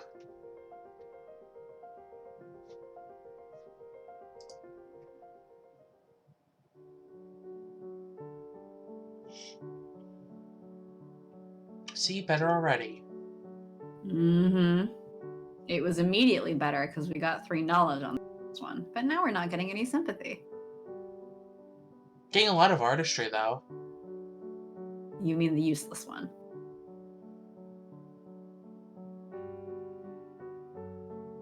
See, that's not bad. All right. Now we have no benefit to vigor. Yeah, but that's not that bad. Relatively low belief and sympathy. But we've maxed knowledge. Good job. That's not that bad. How many events require like 5+ of a stat? Most of them at this point. We'll be fine. I'm going to laugh if it turns out we can't even event because we don't have stats. We'll be fine. Sarah, may I come in? Of course. Oh my gosh, cat. So whiny. This may be a foolish question, but Do you know where Lavinia has gone? Is she not in her room? No. Then I don't know where she is. Perhaps she went out to have an ice? She must have gone out somewhere, but she didn't tell me where she was going. I feel like in the past weeks, she's spoken more to Tybalt than to me. She's obsessed with that cat. She's even taking it into her room to sleep with. I'm supposed to be her best friend, and she's supposed to want to sleep with me. oh my gosh. Isn't that what she's leading to? Maybe. Jessie looked down, hugging her arms around herself. Sometimes when you're feeling sad, it's easier to talk to someone who can't talk back. Someone who'll just listen. She looked over at the doll displayed in a pride of place. Emily is a very good listener. You think Lavinia has troubles she isn't telling me about? I don't know. You know her better than I do. I would turn myself into a cat if I could, if that would make her happy. It doesn't usually go well in stories when a princess is turned into a cat. That means she's under a curse. Oh, I'm no princess. You could be, if you wanted to. Anyone can be a princess, if they're willing to work hard at it. That's only pretend. I think princesses who live in castles are a kind of pretend too. Because we pretend that they're different than we are, just because of where they were born. I don't know if that's smart or deep or what. Class warfare!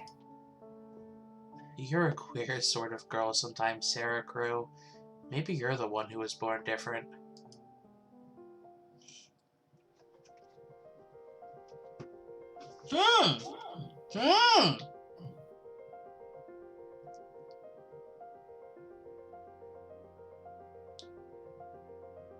Yes? Anything you want to say? That we're still really fucking low on our stats. Okay, but anything you want to say? That I don't actually like really any of these characters. Wait, that's weird. Why is Ermengarde's name gone, but Mariette's name isn't? A bug? I don't know. Okay, but I was right! Congratulations. You sound so defeated. I am annoyed. That I was right? No, at the game for making us spend that many stats on. I'm Okay, still annoyed at it. But now we could skip the week if we wanted to. Do you hate Becky that much? Do you want to use up all our sympathy? I don't know. We wouldn't have to if you hadn't spent it.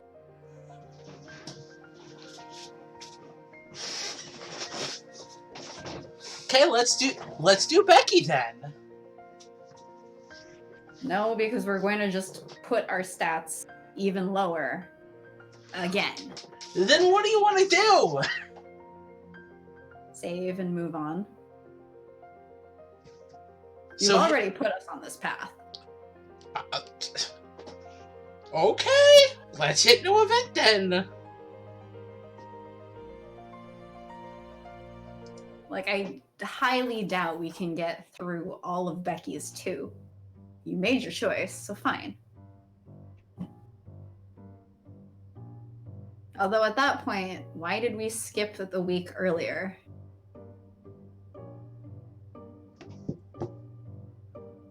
I think it was because Ermengarde's took up too much belief. I don't remember. No, we spent like just as much, if not more, belief now. No, but we needed it for Mariette.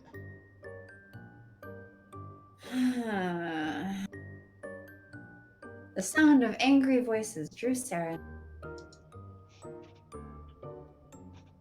You've been touching my things, haven't you? No, miss, I hadn't.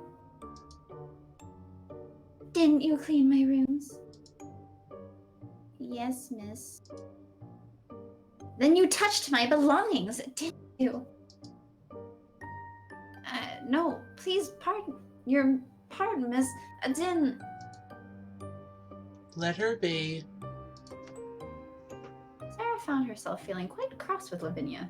Lavinia's moods had been mercurial for some time, but to take them out on Becky, who could not defend herself, was too much. Of course she's been in your rooms to clean them, and she may have moved something to dust it. That's not doing anything wrong, and you've no reason to scold her. No reason. No reason if she moves. Find them and knocks items off my tables. Her filthy fingers on my underclothes. The impertinence of it! As if she had any right to handle a young. I highly doubt she's touching your undergarments. If things are getting knocked off tables, I have a strong Strong suspicion of what? that it's actually the cat. Yeah, probably. Please, miss, I'm sorry. But Lavinia's eyes were on Sarah now. Perhaps you're the reason she can't hamster. Don't think I haven't noticed.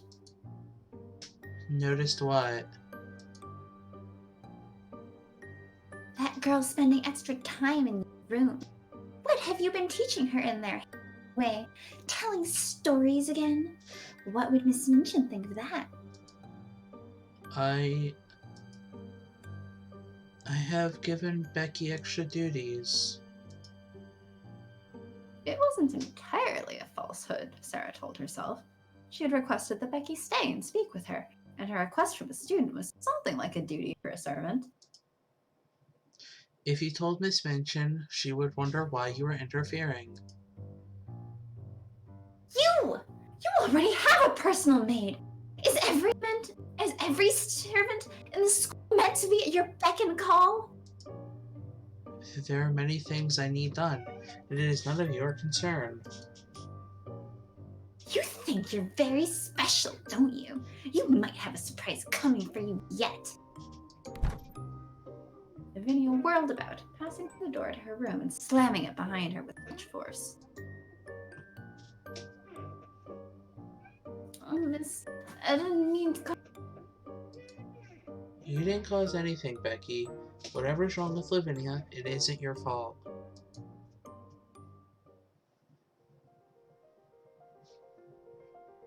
Okay, so... We should get Vigor up. So, we're dancing? Why dance? Well, it also gives it also has a chance for patience.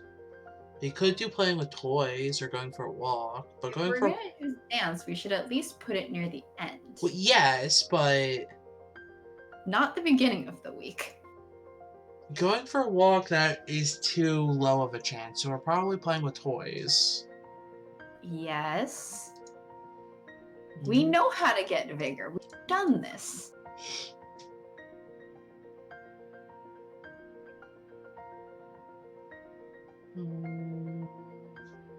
What's there for belief? Hmm? What is there for belief in safety? Is that right in diary? Yeah. We should change one of the dances to diary. Boop. Ready? Uh-huh. Phew.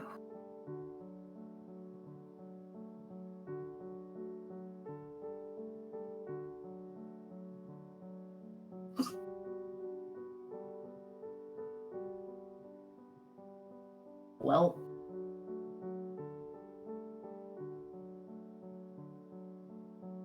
Want to redo it? how? Why is that last one so... We have 6 artists. Do you want to redo it?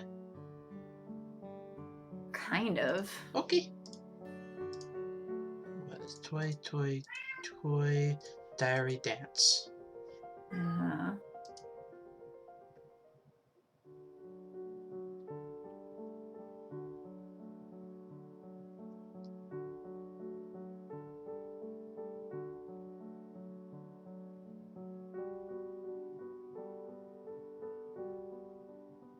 Alright, well, we got more.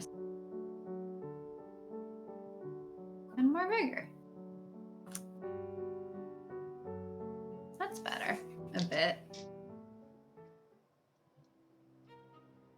Where is that girl? Where is she? Lavinia, what are you doing? Where is your little pet, Sarah? Look what she's done now. Lavinia held up a pair of shredded stockings. That's definitely a cat. Ruined! Completely ruined! Damn! Wait! Where is that girl? She ought to be whipped! I'll have her. She's probably not, like, wanting to blame the cat for personal reasons. No, she's probably wanting to blame the servant for personal reasons. You will not. What did you say? You've been letting Tybalt sleep in your rooms. He got at your stockings, not Becky. That's claw marked. And you can't blame him either, because he's just a cat and that's what cats do. You stupid fat-faced fool! Girls! The video's enraged tones had attracted extra attention.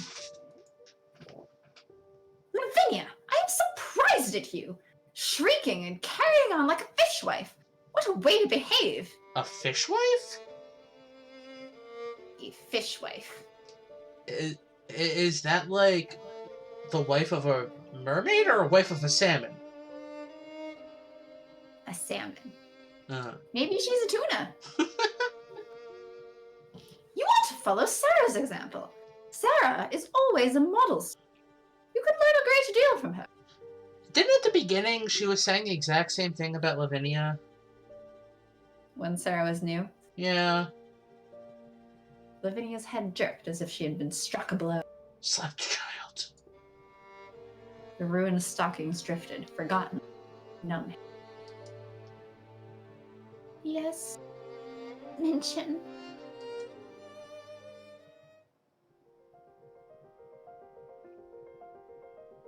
Do you want to do Becky's event? I mean, like, I really don't think we have enough time to do all her events. Depending on how many events she has, yeah. I mean, I assume she has a lot less because she is... Because she joined late. But yeah. Still.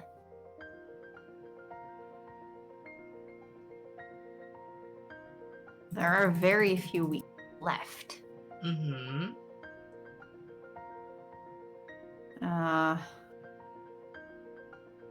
What? Apparently this guide just says to completely ignore her Act 1 events, which is even worse. Poor Becky. Okay, but we're Neglected doing... and bossed around by everyone, including the guy. Okay, but like we're doing her Act 1 events at some point. Well, no shit. If we're not going to get all of it now, we're gonna have to go back. Probably to last week's stream. I mean, she doesn't even available. Once we've gotten Armengard and Mariette's Act 2, probably we'll go back to last week's save and skip up until the point she gets introduced and play it from there. That way we're guaranteed to get all of it. So should I just keep skipping? Yeah, because, I mean... I guess if we max out this week, then we can do like 1 or 2 of Becky's, but like at this point, if we're not going to get all of hers in time, it doesn't seem worth the stats unless we know we can get them back up in a week. Mm-hmm. Okay, skip.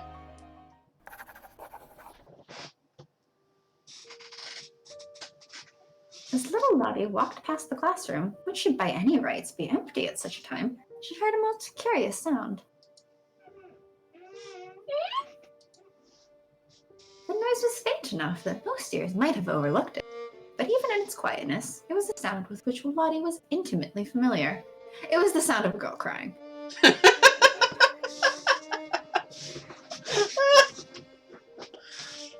Oh, I don't know why that's as funny as it is.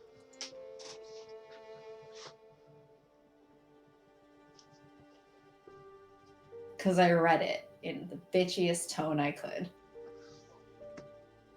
And so it was that Lottie, who had never before been known for her sympathy, padded into the classroom and found, seated on the her arms hugging her knees and her eyes streaming with tears, Lavinia Herbert, whose name rhymes with sherbet. Is she ice cream? Maybe. What's the matter? Go away! Lottie herself enjoyed being fussed over far too much to imagine that anyone would truly mean it, and she demanded to be left alone. Aren't you glad you have to do all the voices? Lottie came closer, laid her plump little hand on his shoulder, petting the older girl. Teachers had petted her. Aren't you glad you have to click voice and can't just sit back? There. Don't touch me! She lashed out, arm and elbow, striking the child full force, knocking it away. Ooh.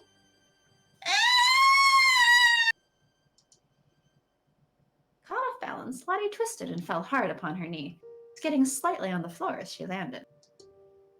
That's definitely not an 8-year-old pushed by a 10-year-old.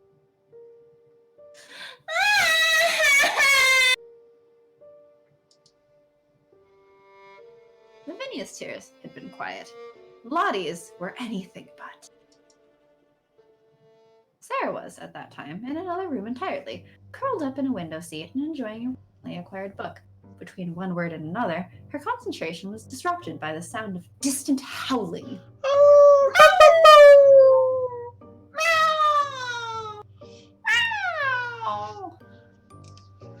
For all the stories she told of heaven, Sarah would be the first to admit that she herself was not an angel.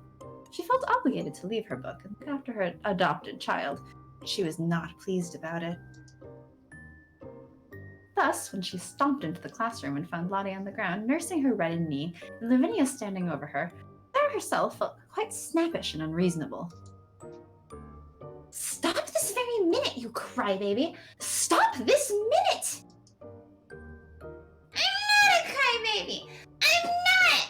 You are!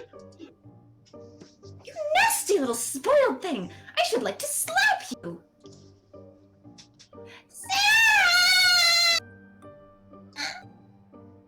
Sarah whirled on Lavinia, who appeared to be the root cause of the disruption of her reading, and whose face was not quite dry. Well, I should like to slap you. Slap the child! Slap the child!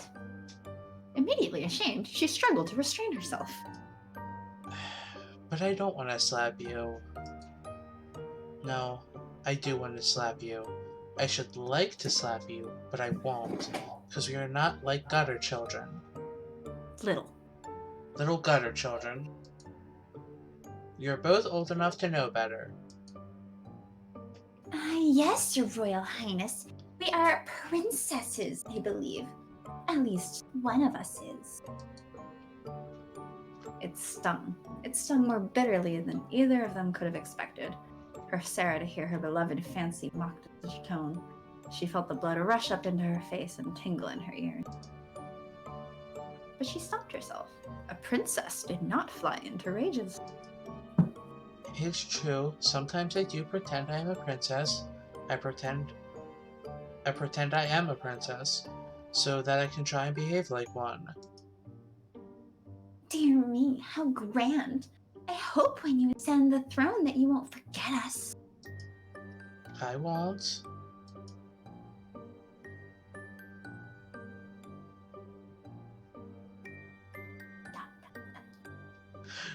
Her face went from, like, sarcasm to, can I slap this child? You think you're the only one who's special? You're wrong. Just you wait, Sarah Crew. You'll see.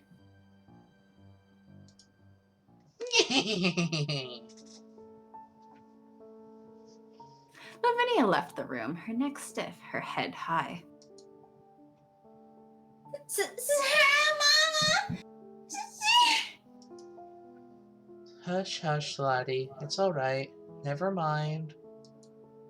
Come and sit in the window seat with me, and I'll whisper a story to you. You told me about the diary. Of course.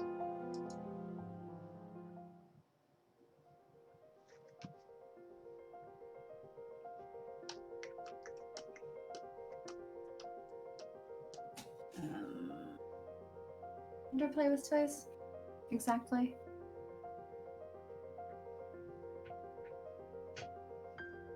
So we should do 2 of those to try to increase our chances of getting the first one. Yes, and that would bring sympathy, belief, and vigor all up. Then we just need patience. Max. Yeah. So I think. What gives patience? Writing diary and tutoring? A practice dance has a very small chance. Go for a walk has a small chance. Writing diary has a small chance. Tutoring has a small chance.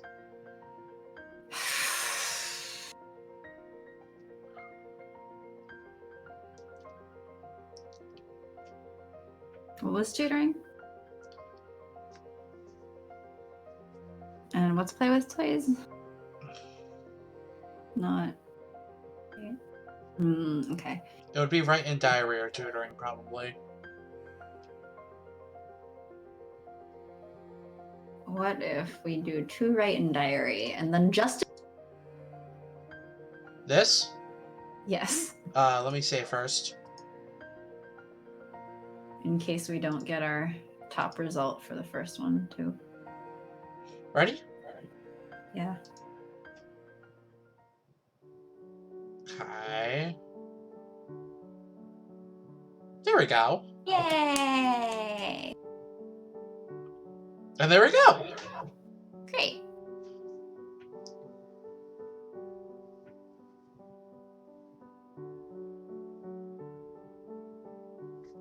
Wow. That's a good result. We're finally maxed again. You said we wouldn't possibly ever be maxed before the beginning of the next act.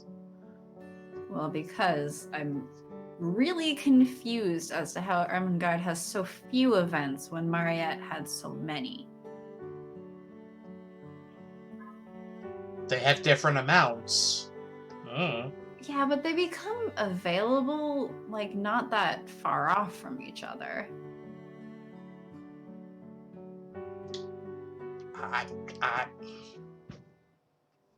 Anyway, I mostly don't like any of these characters. So, Sorry? it's a moot point. Mademoiselle, there is a letter for you. Is there not one character you like in the tiniest bit? There are characters that are okay, I guess. You have to understand, I don't like children. Mariette's not a child. And she's okay. She's the one laughing every time Sarah says something incredibly childish and naive. Miss Minchin's not a child. We barely see her. Also, she's just yelling at the children. Yeah, she is.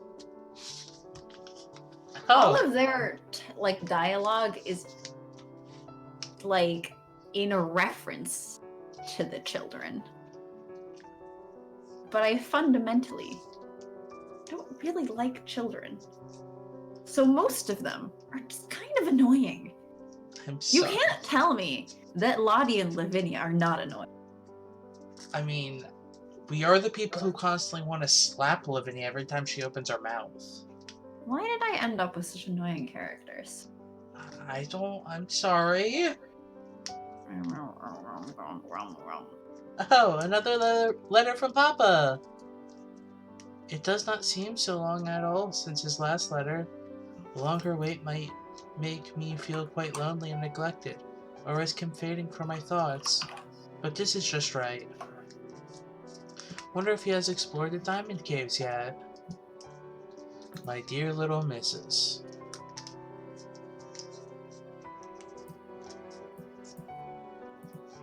This letter did not seem to be written in such boyish high spirits as usual. He was not very well, and was evidently overweighted by the business connected with diamond mines. You see, little Sarah, your daddy is not a businessman at all, and figures and documents bother him. He does not really understand them, and all this seems so enormous. It gives me a splitting headache even to consider these matters. Perhaps I am the one who should be away at school, again learning how to manage things.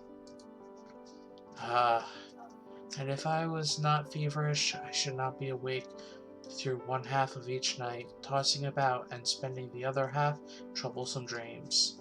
If my little missus were here, I dare say she would give me some solemn good advice and put my mind at ease. What wouldn't I give to have your little arms round my neck this minute? God grant that these matters be soon resolved, and grant me leave to return to England for a visit. A visit? Oh, Mariette, my papa may be coming for a visit. Are you sure, mademoiselle? It is a long way to travel. I do not wish you to be disappointed. Well, he doesn't promise that he can, but he does say that he would like to. She read a little further along. He's also asking about what I want for my birthday. Wouldn't it be lovely if my papa were here for my birthday? Oui, mais je n'y compte pas trop. What?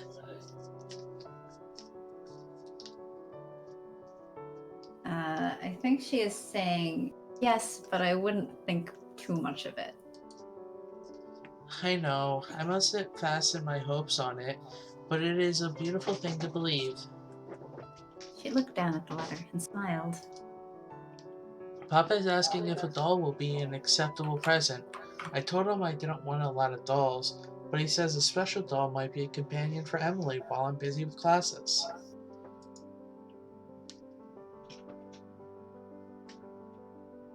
That is a pretty thought. Yes, she must be a very special doll. You see, I am getting very old, and by the time of my next birthday, I do not think I should be given dolls anymore. So old. This will be my last doll. There is something solemn about that, don't you think? Of course, mademoiselle. If I could write poetry, I am sure a poem about a last doll would be very nice. But I cannot write poetry. I have tried and it made me laugh. It did not sound like Watts or Coleridge or Shakespeare at all. Perhaps when you are completely too old for dolls, you will have more of a talent for poetry and exchange. Do you think it could work that way? I never know how I will change, even though I am different every day. Sarah set the letter aside and knelt to address Emily. I should respect the last doll very much, but nothing could ever take your place. I hope you do not become jealous of each other and can be very good friends. Come to think of it, apparently Emily just wardrobe as Sarah. They each have one outfit. Does this surprise you? I'm just laughing because at the beginning it's like, Sarah insisted that her doll have just as many clothes as she does, but we never see Sarah change. Therefore, yes, they have the same number of wardrobe pieces, and that number But is Mariette one. was talking about the dance clothes. Those don't count. Those are for dance. But there's still an outfit. Can't wear it out. I mean, you could, but it'd be kind of weird.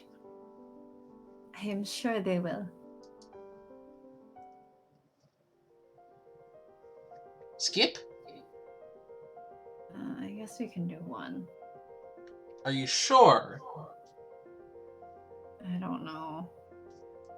On one hand, it seems wasteful to skip when we have a few weeks to go. And on the other hand, we might as well just read all of them through for the first time when we actually go through all of them. Now let's just skip it. We'll come back for her. We'll come back for you, Becky. Stay together now, girls. Keep in line. It was Sunday, and the girls of Miss Minchin's select seminary walked together on their way back from services. The air was warm, and the foggy veil of London thin enough for sunlight to pass through. It seemed a day designed to inspire rest and relaxation. In that indolent atmosphere, only Sarah heard the fruitless cough of the beggar child. She could not have said whether it was the same child as before, nor did she take the time to consider the likelihood of such. She moved without thinking, her quaint purse in hand. Here's a sixpence. Go and buy yourself some fruit and something to drink. After passing on her bounty, Sarah returned to the formation of schoolgirls, fully expecting to be scolded by Miss Minchin. Such was not to be. Did you all see that, girls? Sarah has given you a very example of generosity and kindness. I'm not gonna make the joke I was gonna make. Make it. I wish current Christians would do that. We all know the importance of these virtues, but we often find it difficult to put them into practice in our daily lives. That's our Sarah. Yes, our marvelous little princess. How strange. Have I changed so much in the months that I've been here? Or has Miss Minchin? Your wallet has changed in that you can now just give money to beggars, and Miss Minchin is, oh, how wonderful, the rich child is giving her money away. She's rich, so she can do whatever she wants. Or could it be that we're both exactly as we always were, and something else has changed instead? Yes, Miss Minchin now is trying to suck up to you. Ooh, is this what it means by there's nothing to do? I'm gonna save anyway.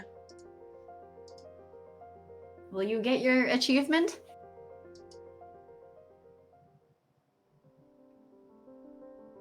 Nothing popped up. Oh, that's a shame. Thank you for having me to tea, Sarah. You know you're always welcome. Yes, but I still appreciate it. I don't think I should stop thanking you when you do nice things just because you've done them before and I've thanked you before. You are always very sweet. Sarah looked down at her tea. The sugar had already completely dissolved in the hot water. Its sweetness was not something that could be seen. Ermengarde, do you know why Miss Minchin treats me differently? She does? I feel that she praises me every day, whether it's for being quick to finish my lessons or something so small as having an amiable smile. Amiable smile. I don't know how English works. You've never heard that word? No. Okay. You have to realize, even though I read a bunch, doesn't mean I know a lot of words. But you also watch/listen to a lot of like TV and movies. That doesn't mean I pick up words. It's supposed to. I'm stupid! No, you're not. But you have a lovely smile, and you are very clever at your books, more than anyone. Everything she says is true. I must believe that if you say that it is so, but I don't feel that I am any more clever or amiable than I was some months ago, and I do not think she liked me so much then. Maybe it took Miss Minchin a while to realize just how wonderful you are. Some people aren't as quick at understanding things as you. Sarah sighed to herself and took a sip of her tea. A lot of nice accidents have happened to me. It just happened that I always liked lessons and books, and could remember things when I learned them. It just happened that I was born with a father who was beautiful and nice and clever, and could give me everything I liked. Perhaps I have not really a good temper at all. If you have everything you want and everyone is kind to you, how can you help but be good-tempered? I don't know. Let's ask Lavinia. Why is she such a brat and an asshole? I don't know how I shall ever find out whether I am really a nice child or a horrid one. Perhaps I'm a hideous child, and no one will ever know just because I never have any trials. Maybe I'm just fooling everyone into believing I'm nice. Wow, a 10-year-old with imposter syndrome. I mean, didn't you have imposter syndrome when you were 10? I know I did. Actually, no, I didn't, because I didn't do anything when I was 10. I think when I was 10, I still believed that I was good at stuff because I was in gifted programs and shit. When I was 10, I was refusing to do homework because I was bored of it. And so I was getting, like, C's and everything. You had an option to not finish your homework? Not like my parents paid attention. Wow. My parents were like, why'd you get a C? Oh, it's My English. I parents suck at made sure English. I did my homework, and then they also gave me additional homework. Okay. You have heard stories. Could you ever imagine my parents giving me additional homework when probably at the age of 10 I was better at like math and other subjects than them? It's more like I don't. Say that again, you cut out. More importantly, I don't think they would anti. I mean, like, I didn't get in trouble for not doing this stuff. They just didn't pay attention to me.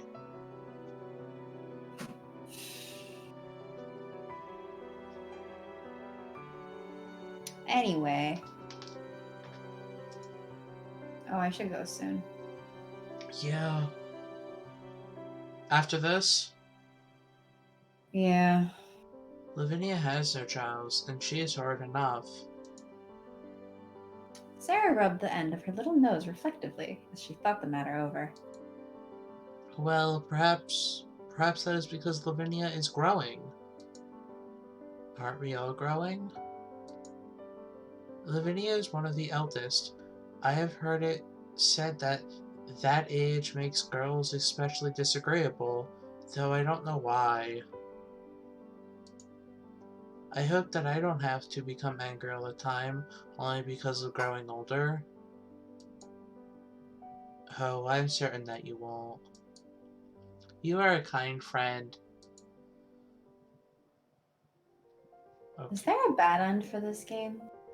I don't know. I wonder. Anyway. Anyway.